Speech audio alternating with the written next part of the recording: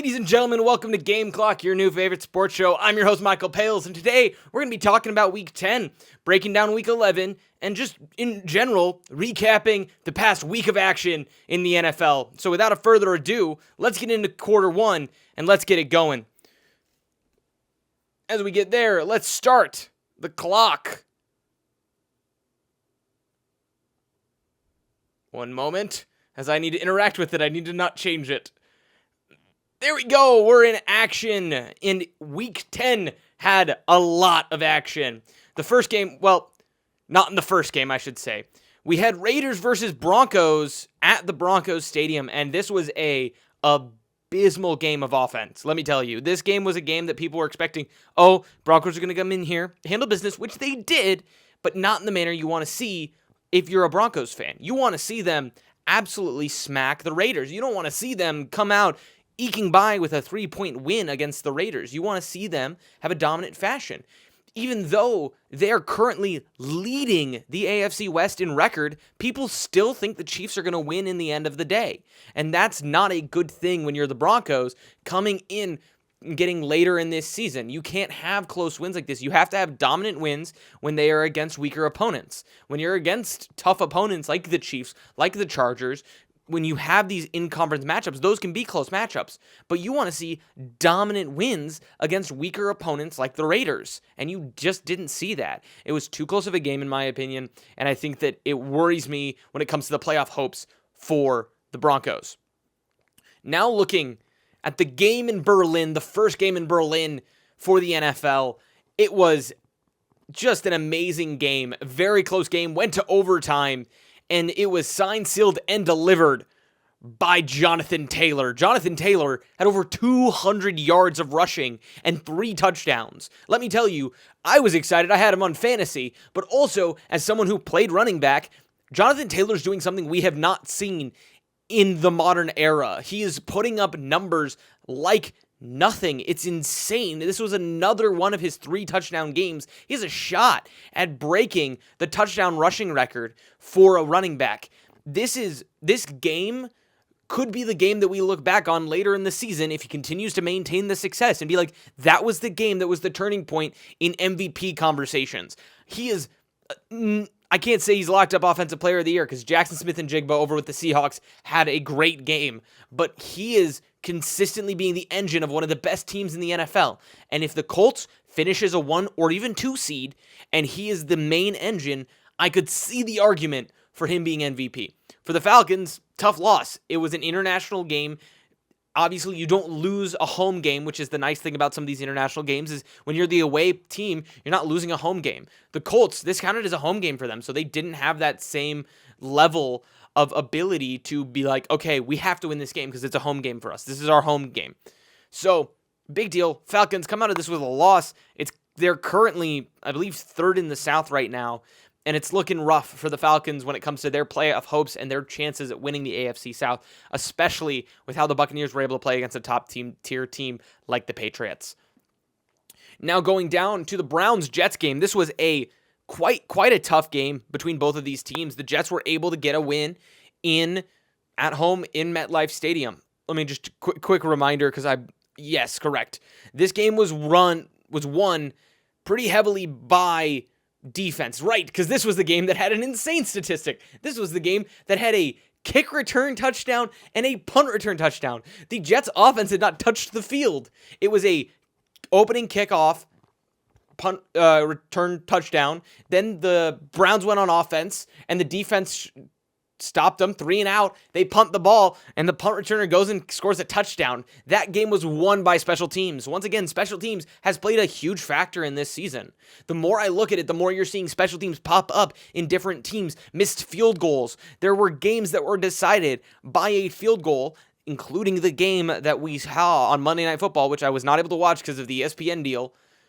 But that game was determined by a field goal and special teams.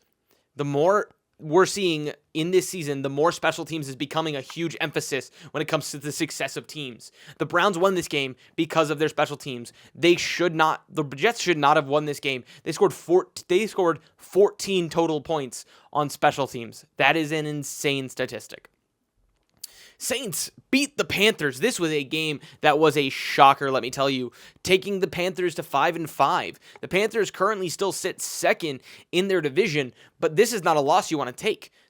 Any given Sunday is a very true fact about the NFL, but this made it feel bad for the Panthers. They didn't see a big game of production from Rico Dowdle or Tedero McMillan. This was the first loss that Bryce Young had in the past 5 games. In the past 5 games, the 4 games he had started coming into this game, he had won. The only loss that the Panthers had suffered in the past 5 games was when Andy Dalton was the starter. And this was his first loss since that, I believe, week 6 of him at quarterback. And so they were hot. And then the Saints came in here after a loss to the Rams and said, oh, we're going to win this game, which is insane. And it was great to see. If you're a Saints fan, you're like, hey, we have a little bit of juice. Tyler Shaw showed something. That was something that was great. Tyler Shaw showed something, and the Saints continue to have some fun packages with Taysom Hill and things like that. But if you're a Saints fan, you also kind of look at it and you're like, maybe we didn't want to win this game. Maybe we do want to tank, because I don't think there's going to be a turnaround for a playoff push. This is where teams are going to start to settle out and recognize whether it's time to tank or whether it's time to try to still continue to push for the playoffs. Patriots versus the Buccaneers. The Patriots win this game against the Buccaneers pretty handedly, 28-23. And this came off of a great performance by Drake May, not as good as he's had in the past, but the breakout star was rookie running back TreVeyon Henderson out of Ohio State University. He has been sitting on this bench waiting patiently for his opportunity. And he listened to Eminem, Slim Shady, and said, that one opportunity, he seized it and had 147 rushing yards with 2 touchdowns. That is insane. People were predicting a breakout, and this was the game that breakout happened. And the thing is that this is against a team that has a good run defense. They did not get most of their yardage running up the middle. They ran on the outside, and that shows a weakness in the Buccaneers defense. But that middle is blocked up by Vita Vea. They were not going to have a chance to run up the middle, but TreVeyon Henderson handled business, and Drake May still played well. He did have an interception, but it was still a good game. Mac Hollins with 106 receiving yards, and on the other side, Baker Mayfield, 3 passing touchdowns, 1 to Tez Johnson. You have 1 to Emeka Mbuka, and Emeka Mbuka continuing to show that he is the number 1 rookie wide receiver this season. Tedero McMillan was the guy first off the board, but Mbuka has been showing to be a prolific pass catcher, and especially in such a stacked room that he was coming into, everyone's like, Mbuka's not going to be able to break out. This isn't going to be his year because he's coming in, and you got Chris Godwin, you have Mike Evans sitting above you, and then you have those injuries happen, and he has continued to step into this number 1 role. And another guy that stepped up is Tez Johnson. He's had, I believe, in the past 2 games for the Buccaneers, touchdowns. Huge deal for him. He's been catching the ball and getting scoring position, which is fantastic. It's what you want to see out of your backup wide receivers. Ravens, Vikings. I feel bad for Vikings fans because J.J. McCarthy is a pendulum.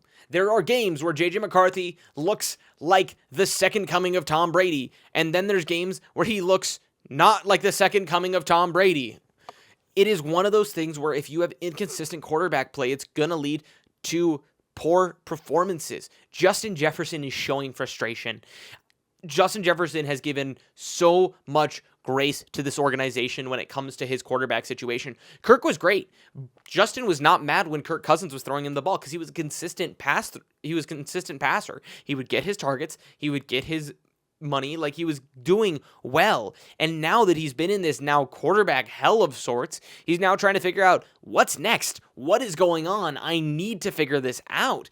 And if the Vikings don't figure out the quarterback position, would not shock me if we're seeing on headlines Justin Jefferson requests trade, because he's starting to, I can tell that there's going to start being some form of issue with the organization. Ravens side, Lamar Jackson looked good. And the thing with this game is that Lamar Jackson, if the Ravens can continue to win, there's still a shot that they win even the AFC North. We'll talk more about that from the Sunday Night Football game, but there's a very real possibility that we are going to see a Ravens win in the AFC North after such an abysmal start. I believe they were 1-5.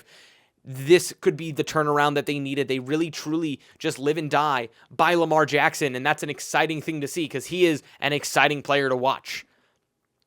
The shocker of this season was the Dolphins beating the Bills 30-13. Devon Achane had a day. And this was a game where Josh Allen and James Cook looked human. They have been playing so well, and there obviously were games that they had lesser performances, but this was the game that truly showed me that if James Cook cannot get going, it's going to be a really rough day for Buffalo. And this game did not make sense. This didn't make sense as a performance as the quarter one runs out. Sorry, I will talk more about this once I get the timer reset. Quarter one is over. We're heading into quarter two. As we get going, quarter two begins as I continue talking about the Buffalo Bills, and this is not a loss you want to see. This dropped a lot of them in a lot of power rankings, and obviously most teams that are high performers do have a loss like this, but it's hard when you're in the AFC East. This has massive implications for AFC East picture. If they tie with the Patriots, and even if they split the Patriots now, they're going to lose out on the tiebreaker, because if the Patriots win both games against the Dolphins, that's the division. There's a possibility that the Bills could lose the division for the first time in, I believe, 5 or 6 years. It is not a good situation for the for the Buffalo Bills to lose this game. And this might have been a game that could at least save Mike McDaniel's credibility regarding his possible tenure. He's obviously, I think, still going to lose his job, but this could be the game that saves him and possibly gets him an offensive coordinator position somewhere at a team that might be in need of a new OC. The New York Giants against the Bears. The Bears eke out the win against the Giants, and the hard thing to see in this was Jackson Dart went out. And he got a concussion. He's going to be out for a minute. And this game was the breaking point for the Brian Daboll tenure. The Brian Daboll regime is over. Brian Daboll was fired as a result of this loss. He put in Russell Wilson, and Russell Wilson looked miserable. Russell Wilson is not the player he used to be.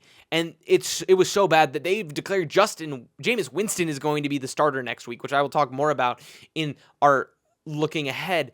But the Bears, the interesting thing, a statistic I saw was that the Bears' offensive production is nearly identical to last year, but the outlook is completely different. The outlook is that, we're winning games. We're winning these close games. We're having wins. Offensive production-wise, Ben Johnson has not made a huge difference when it comes to Caleb Williams' production.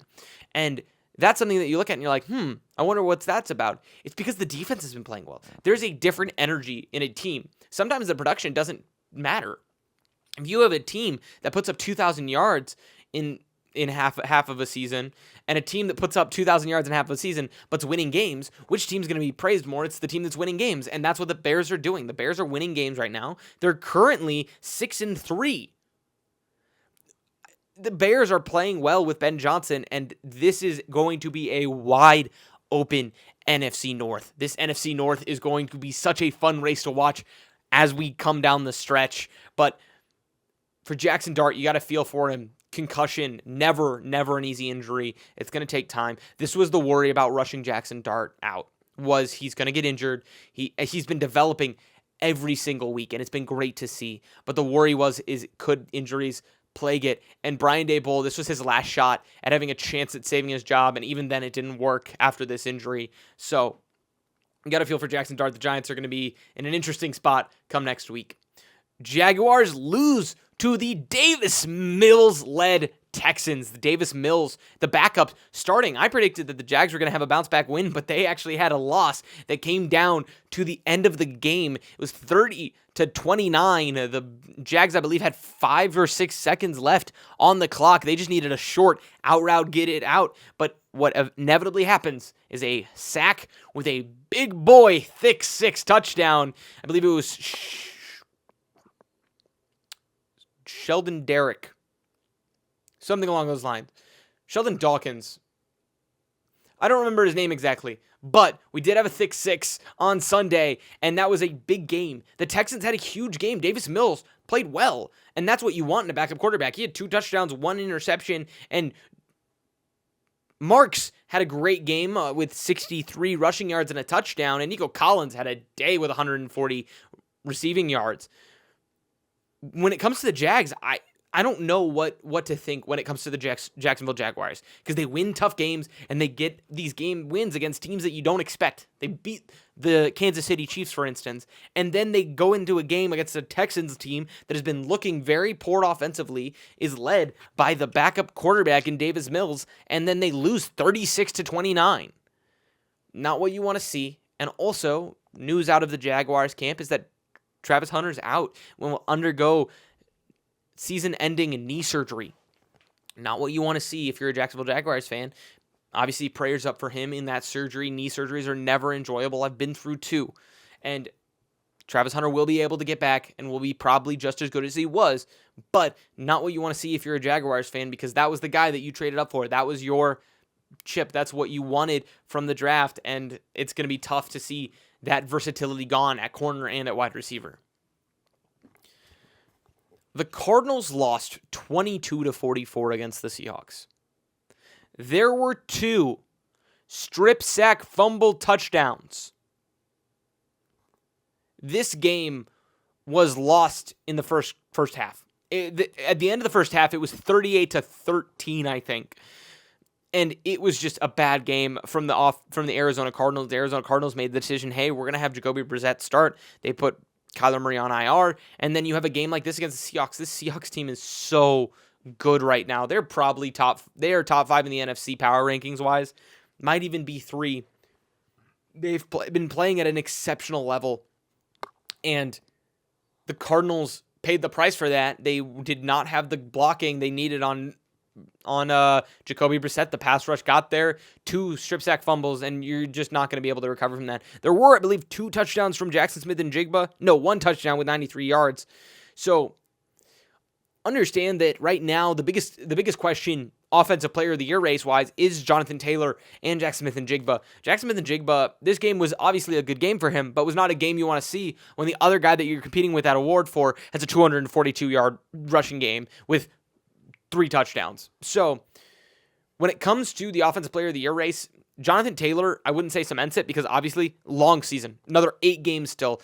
Anything can happen through the end of this season. But what I will say is that Jackson Smith and Jigba continues to play at a very high level, and the Seahawks look very poised to have a shot at the NFC West, but not if the Rams have anything to say about it.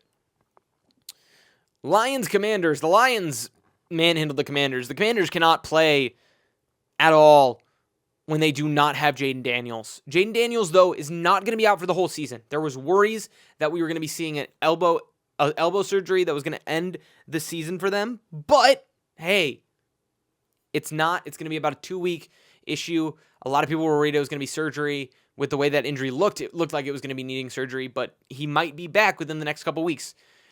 Is the season salvageable for the Commanders? Probably not. I mean, I think they're looking at currently a 3-7 record.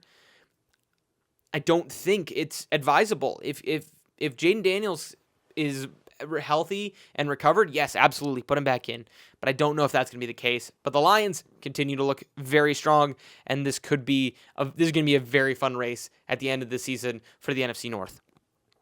Rams go out and handle business against the 49ers. Mac Jones played all right, but still not looking the best. George Kittle looked like an athlete, and it's very interesting to see how Mac Jones plays against a top-tier defense like this Rams team. Obviously, they beat the Rams a while back, but the Rams have been on a roll. Matt Stafford's been playing at an elite level, and right now, oblique strain for Devontae Adams. Not what you want to see necessarily as a Rams fan, but I don't think it's going to lower the production as this team has been playing with a vengeance. Sean McVay still continues to be one of the best offensive minds in the NFL, and I think that we're seeing this Rams team could very well make a strong late-season push and very well could win the NFC West. I don't think very well. I think they are currently the team that is at the top of the NFC West, and I believe is a better team than the Seahawks, but would not shock me if we see this come down to 1 or 2 games that is between the Rams and the Seahawks.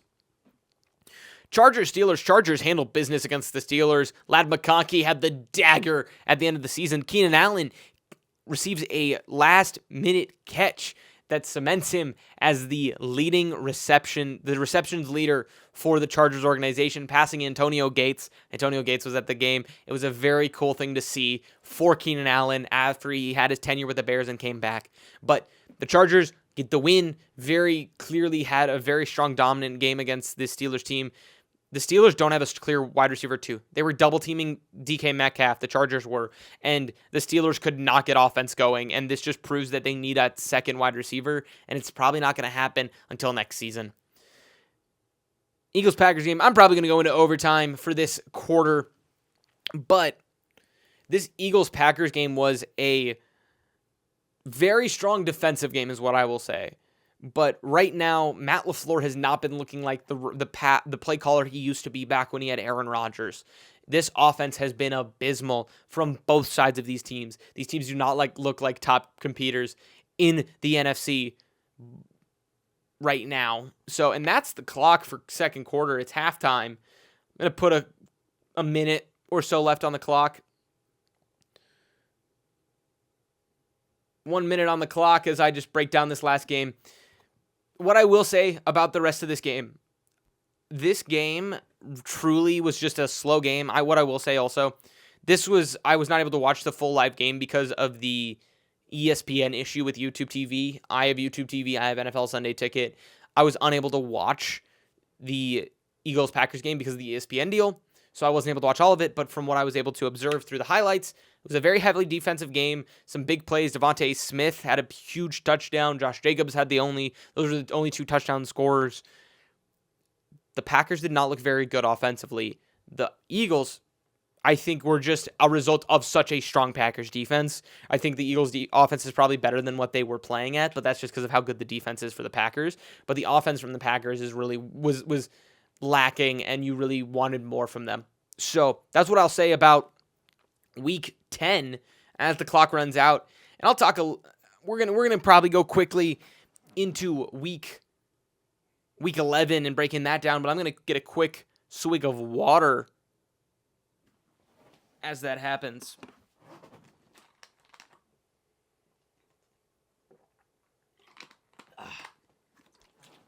Okay, there we go. Get my water going as we pull back up OBS. And at the timer, get all the way up to that 10-minute clock as we go in to the third quarter. Week 11. This is going to be a very interesting week. We have Thursday Night Football against the Jets and the Patriots. This game is going to be pretty much handled by the Patriots. I don't expect a huge shift or outcome as a result of this game. Very well will probably play into the fact that the Jets, though they won that game off special teams, but they played a team that is the Browns, that is not a very good team, and they're going in against a team that's hot right now. Drake May currently looks like the leader in the MVP. I know I've been talking about Jonathan Taylor, but that's a fever dream. It's a quarterback award, and we know that the MVP is the best quarterback award. That's what it is. Just plain and simple. The voters rarely ever vote for offensive players. I mean, we've had multiple 2,000-yard rushers in the past, I think, 3 or 4 years, and they've not gotten MVP votes. So Drake May currently probably the leader, along with Patrick Mahomes, for the MVP race. But when it comes to the Jets-Patriots game, Patriots are going to handle business out in Foxborough. I don't expect the Jets to really do anything. The Jets right now are just in a terrible position. They got their picks. They traded away a lot of players. And from that perspective, I would say the Jets are right now just in tank mode. Let's reset. Let's rebuild. Let's do this. A lot of people are wondering whether we're going to see a one and done from Aaron Glenn. I don't like the idea of a one and done. I think that it would be better for them to be able to let him help build the organization and build the team, because that's how you build a culture, is by having a coach for a longer time, not just giving a good coach a good team. You need to let him build. And the Jets did not give him a good team.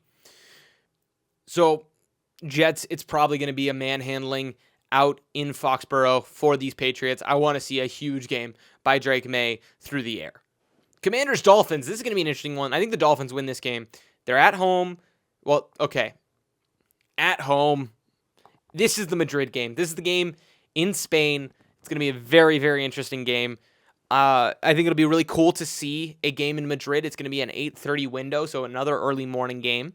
The Commanders are playing, quote, at the Dolphins. This game is probably going to come down to if Tua doesn't turn the ball over, like realistically, this game is going to be determined by turnovers because Marcus Mariota and Tua have both been known to turn the ball over a little bit too much.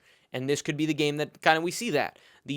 I think the Commanders defense is better than the Dolphins defense, but with the way the Dolphins defense played last week, it could fall in either direction. So I would not expect to see I don't think there's a clear winner in this game. I do think the Dolphins are going to win because they are coming off of a very strong win, a marquee win against the Bills. They're like, yeah, we just beat the Buffalo Bills. Let's go handle the Commanders in Spain. I think that's probably what's going to happen. The Commanders are, once again, coming off of a tough loss. Don't have your starting quarterback. I very well see this falling negatively in favor of the Dolphins. I think the Dolphins are going to win this game. Packers versus the Giants. Now, everyone's going to say the Packers win this game. Not me. Because whenever Jameis Winston plays the Packers, he just balls out. He has in his career against the Packers, he played 3 games. He has 7 touchdowns and 0 interceptions. Because he was, when the Packers in 2021 had a bad game against the Saints, it was Jameis Winston who was the quarterback that game. Jameis Winston is going to come in, sling the rock, and is going to be one of the most fun games of the year. I am so excited for this game solely off the fact that Jameis Winston is playing. Jameis Winston is one of the most entertaining quarterbacks, personality-wise, play style-wise. It will be fun football to watch against this Packers defense. The Packers defense probably will stifle this, but I'm going to be a believer. I'm going to take the Giants in this matchup because I think if any game is a huge upset, it's going to be this one. The Panthers were able to beat the Packers. The Eagles were able to beat the Packers. If the offense continues to stall the way it has, I have the Giants beating the Packers at home in MetLife Stadium. Texans-Titans. Texans are going to wipe the floor. I don't know if CJ Stroud's going to be back or if it's Davis Mills, but either way, I don't see the Titans winning this game. The Titans have continually suffered and continued just to be a bad football team after firing their head coach. There's really no direction for this team, and at this point, they're just kind of in that spot. They're like with the Jaguars back when they got Trevor Lawrence. They did not have a team around him. They got the first overall pick, and they missed their first overall pick. But I don't see the Titans missing their first overall pick this time, but we'll see. I think the Titans are probably going to continue to lose games. I think the Texans are going to win, regardless if it's Davis Mills or CJ Stroud. At this point in time, I probably trust Davis Mills a little bit more than CJ Stroud, but I expect the Titans to handle business in Nashville. Panthers-Falcons. The Panthers coming into Atlanta over in Mercedes-Benz Stadium. This is going to be an interesting game. The Panthers obviously lost to the Saints last week. The Falcons coming off of a tough loss against the Indianapolis Colts. Very, very close game. Almost had one of the top teams in the NFL beat. But Jonathan Taylor said, I'm going to run a lot. And that won them the game. So this game probably will come down to if Rico Dowdle and Tedero McMillan can produce with Bryce Young at the helm. That will be truly the determining factor. I look at this game, and I really want to say the Falcons are going to win because I think the Falcons are the better team, but I think the Panthers are going to bounce back. I think the Panthers are going to win this game in Mercedes-Benz Stadium. I think that we're going to see another game by Rico Dowdle where he pops off. I think we're going to see him get reinvigorated, and he's going to just light it up along with Tedder McMillan. I think this is going to be a great game for the Panthers in Mercedes-Benz in Atlanta. Bears-Vikings. The Bears are coming to US Bank Stadium in Minneapolis. I think the Bears are going to win this game. If J.J. McCarthy, it depends on the J.J. McCarthy you get. Like, that's the hard thing, is that it feels like every single time you flip a coin and you say, am I going to play very well or am I going to play very poor? That's how it feels with this J.J. McCarthy experience, and I very much lean towards the Bears winning this game. The Bears have continued to pull out wins, and they lost to the Vikings, and they want their get back. You know that the Bears want to get their get back, especially with the implications in this season. The NFC North is wide open right now after those losses that came from the Vikings, and the Lions right now look like the best, but they're playing the Eagles. This could be the week that we see a shift in the standings where the Bears jump a couple of teams. So I'm going to have to lean with the Bears winning this game against the Vikings. It really does depend on J.J. McCarthy, but at this point in time, if we get the J.J. McCarthy last week that we saw, it's going to be the Bears that come in and handle business in U.S. Bank Stadium. Chargers-Jaguars. Chargers at the Jaguars. Obviously, there's some animosity, I'd say, between Justin Herbert and the Jaguars, as this was the team that made a massive comeback against him.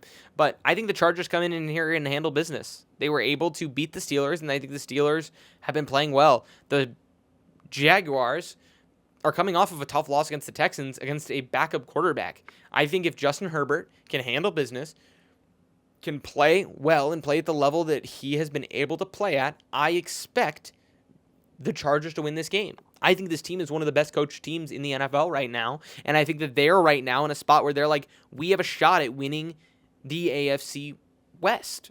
They do truly have a shot at winning the AFC West, especially with the divisional matchup that is in that afternoon window between the Chiefs and Broncos.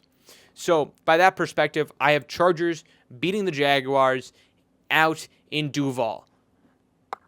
Buccaneers-Bills, this game is going to be a big determining factor. Buccaneers are coming up to Buffalo. The temperature's starting to drop. We saw some snow at the Bears game last week, and we could start seeing some snow popping up with the way the forecasts are going. Buccaneers coming from sunny Florida over to the Buffalo Bills. It's going to be a cold game.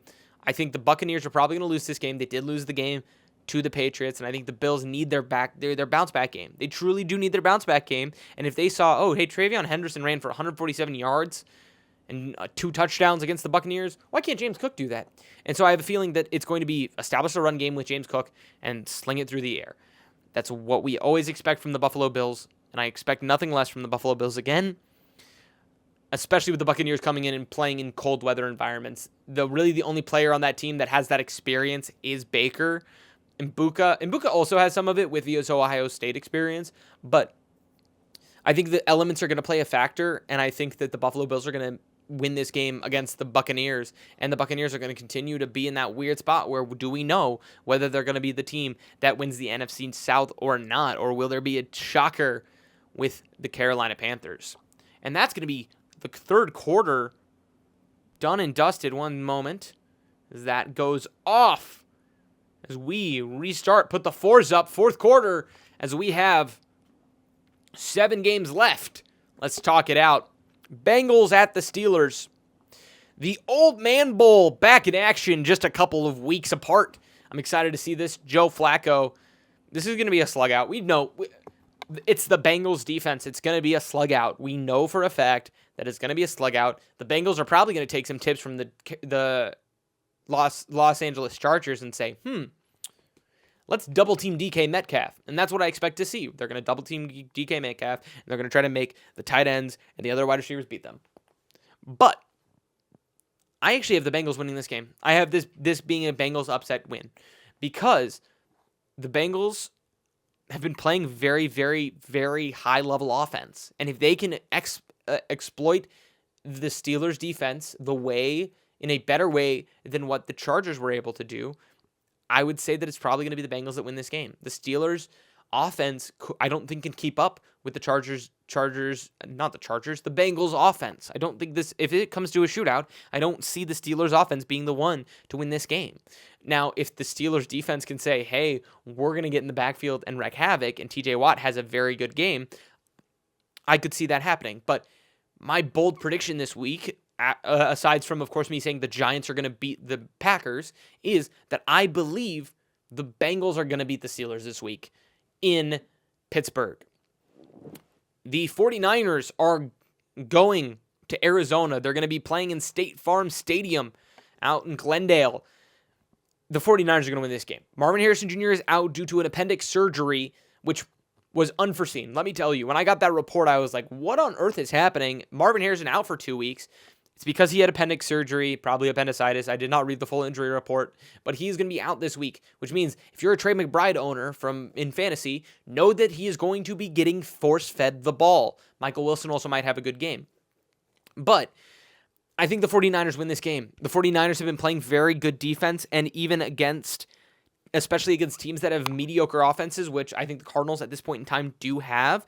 I expect to see a win here by the 49ers away. I think the Cardinals are at this point where they're at that tipping point where it's, do we try to make a push for the playoffs, or do we just lay down and try to get a good pick? And I think that that's what they need.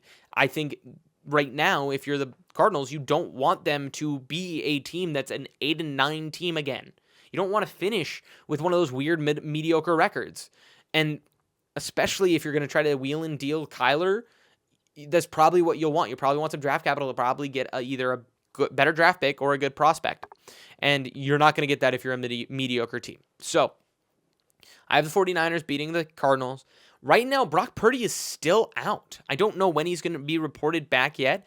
I am very curious to see how Mac Jones plays as a response to last week's game against the Rams. Both of these teams coming off of just absolute brutalities by the other NFC West teams.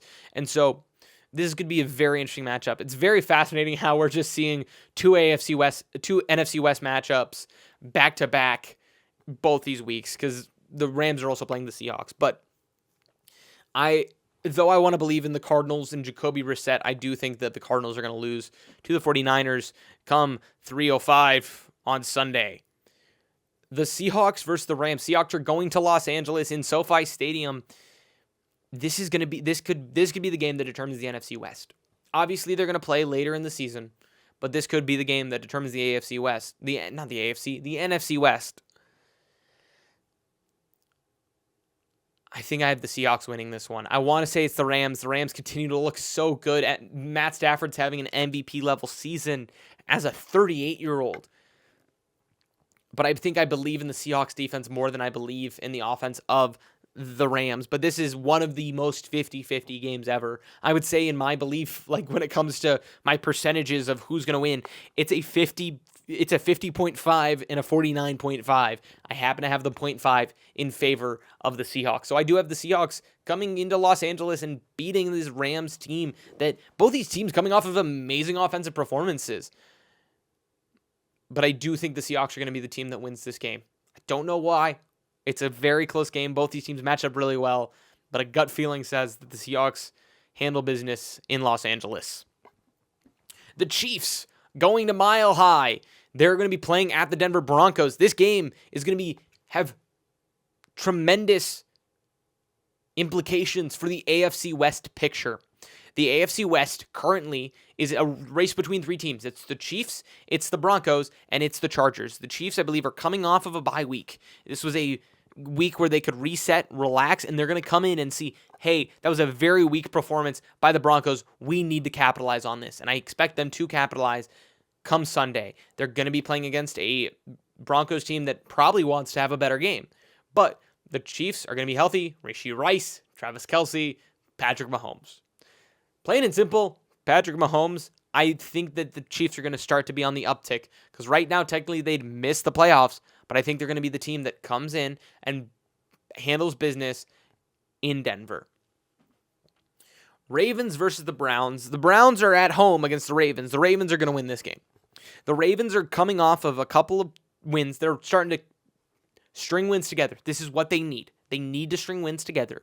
To win the AFC West, they need to string wins together. And there is a shot, especially if the Steelers lose to the Bengals, like I'm predicting, we are going to be seeing a lot more action in the AFC North when it comes to how things are going to play out. The Ravens are going to win this game. Lamar Jackson is going to win this game single-handedly for this team. The Browns are coming off of a tough loss where special teams lost them the game. Plain and simple, they would have won that game if not for their special teams. So, by that metric, I expect the Ravens to come in, handle business with Lamar Jackson. They're going to come in. Myles Garrett is going to they're going to be like double team Myles Garrett. Lamar will figure it out. That's what they're probably going to do, and I expect that's going to be the outcome. I think the Ravens come in, win this, and they're going to continue to push their way higher and higher in the divisional standings in the AFC North. Lions versus the Eagles. So this game has massive implications for the rest of the NFC. The Lions, I think, are going to win this game. The Eagles' offense got shut down by the Packers. The Packers' defense played exceptionally against this Eagles team, and I think that it shows that this Eagles team's offense is fallible. If Saquon's not playing well, it's going to be there. And I think right now, in my opinion, the Lions defense probably is playing just as well, if not better, than the Packers defense is. And that's what you want to see when you're coming into these later games with this later performances. And I think that right now, I truly do believe that it's going to be the Lions that win this game against the Eagles. The Eagles defense, if the Eagles defense can shut down the Jared Goff-led offense that has been playing just so spectacularly, if they can shut it down, I could see this going in favor of the Eagles. But I don't see the Eagles stringing it together, especially with how they barely squeaked out that win against the Packers. I think the Lions right now are clearly a better team than the Packers. And this is going to be the game that I think determines kind of where everyone falls in the NFC. Because if the Eagles lose this game, this could very well mean that the Lions will secure that first seed. Obviously, a lot more football to play, but unless there's an entire collapse by the Lions, this could be the game for the 1 seed. And finally, Cowboys-Raiders. This game is going to be one of the highest scoring games of the season. I just don't know why, but I think it is. I think Brock Bowers is going to have a bounce back game. I think Ashton Jeanty is going to have a mega game. It's because of the Cowboys. I think because of the Cowboys, if they are able to get the ball outside, if the Raiders are able to run the ball outside a little bit and seal the edge, there's a very high likelihood that we could start seeing some breakout runs by Ashton Jeanty. That's what you want to see. This Cowboys defense continues to be one of the worst in the NFL. Their offense continues to be one of the best in the NFL. And I think that the Raiders are not going to be able to stifle that. Even though they were able to stifle the Broncos offense is not playing at nearly the same level as the Cowboys offense is. And so from that perspective, I think that this game is going to come down to who scores more points. And the Cowboys are going to win this game in Las Vegas at Allegiant Stadium. That is my prediction, is that the Cowboys will win. However, this could be a very, very interesting game when it comes to scores and when it comes to fantasy implications. Because fantasy football does play a role, and if you're someone who, Ashton Jeanty, maybe somehow ended up on the waiver wire, or he's someone that you could snag or is in your backup, I put him in. If you have a player playing against the Cowboys defense, put them in, because the Cowboys defense has not been able to shut anyone down. And with that, we got 10 seconds left in the fourth quarter. So we're going to head to the outro. Ladies and gentlemen, thank you so much for watching Game Clock, your new favorite sports show. I've been your host, Michael Pales. It's been an absolute pleasure. Thank you for watching. Good evening and good night.